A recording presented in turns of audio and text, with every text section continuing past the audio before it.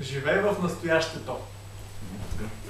Живей в настоящето. Уважаеми дами и господа, живейте в настоящето! Сега! Тук и сега!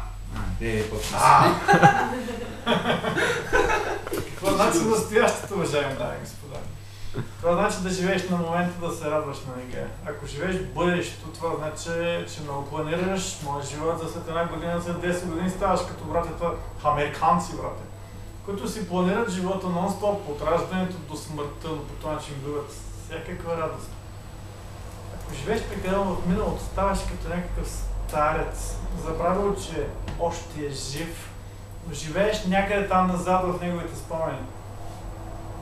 Ако живееш в миналото и в бъдещето, това значи, че си прекалено фиксиран в ума, в логиката, в мисленето, но не си в настоящето, не си в душата си, в сърцето си, а си някъде в мислите. Аз направих така, защото стана така, защото беше така преди, а пък ще стане така някакво за бъдеще, обаче сега какво е сега? В този миг няма го този миг.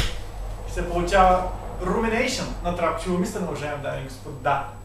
Защото да си в настоящето, това е щастие. Може да си скапан, може да си уморен, може да си всякакъв, но ако си в мига, дори това, че си изморен, се превръща в един вътрешен ресурс за радост.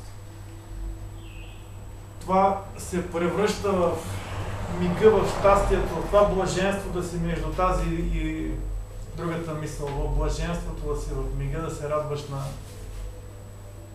цялата вселена в този миг. Защото в един единствен миг там е цялата вселена, целият живот, цялата мъдрост, цялата истина. А нашият ум, той ражда някакви проблясъци на илюзии, но никога не е в тая мъдрост, мига, настоящето. Тук и сега. Тук и сега!